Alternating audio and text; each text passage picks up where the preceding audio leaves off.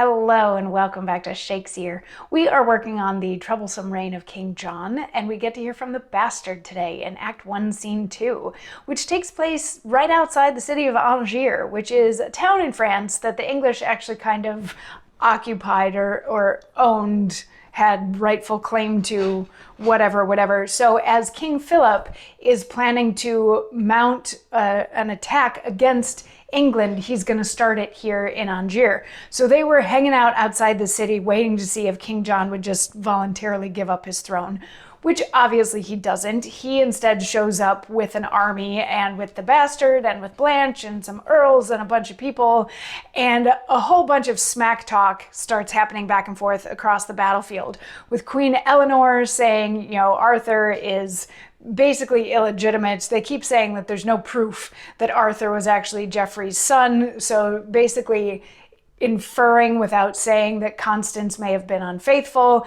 And Eleanor's like, and we have a will. And Constance is like, of course you have a will. Anybody can write a will. That's not a big deal. And Arthur's like, but what difference does a will make if I'm the true heir? And they're like, but we don't know that you are the true heir.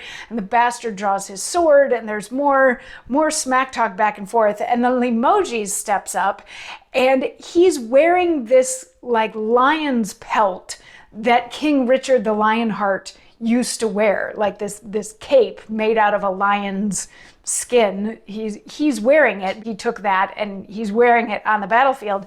And he stands up and he's like, you silly English people, did nobody learn anything from how proud Richard got and then how fast he fell? Like, ha ha ha, don't you know any better than this? And Philip the bastard steps up and says, what words are these? How do my sinews shake? My father's foe, clad in my father's spoil, 1,000 furies kindle with revenge, searing my inwards with a brand of hate. How doth Alecto whisper in mine ears, delay not, Philip, kill the villain straight. Disrobe him of the matchless monument, thy father's triumph over the savages. Base herd groom, coward, peasant worse than a threshing slave. What makest thou with the trophy of a king? Shamest thou not, coistrel, loathsome dunghill swad, to grace thy carcass with an ornament too precious for a monarch's coverture? Scarce can I temper due obedience unto the presence of my sovereign from acting outrage on this trunk of hate. But arm thee, traitor, wronger of renown, for by his soul I swear, my father's soul, twice will I not review the morning's rise till I have torn that trophy from thy back and split thy heart for wearing it so long. Philip hath sworn, and if it be not done, let not the world repute me Richard's son. So this is the bastard getting very angry that Limoges is wearing his father's cape.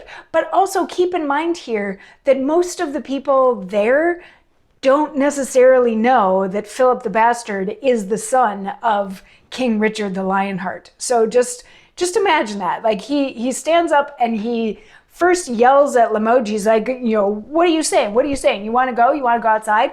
And then he has this aside where he clues in the audience first what he's so angry about. He's so angry that Limoges is wearing his father's lion pelt.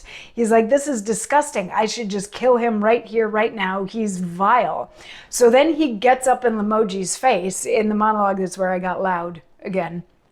He gets up in Limoges' face and he's like, what right do you have to wear that? To wear my father's cape? And he's like, I swear on my father's soul, I will get revenge on you. I will rip out your heart. I will destroy you. All this blah, blah, blah, blah, blah. And if that doesn't happen, then people can take away my name and titles as being the son of King Richard the Lionheart, which, again, not necessarily everybody there on the battlefield at this point knows that he is actually Richard the Lionheart's kid. So they might be looking at him a little weird and not fully getting it. And Limoges is like, what on earth are you talking about? Like, he's like, you, again, sort of, you silly Englishman, you're going to forfeit your life just for this thing that I'm wearing? And then there's a weird little bit where Blanche is like, oh, that would be so great if somebody won that pelt for a woman's love. And the bastard's like, I'll win it for you.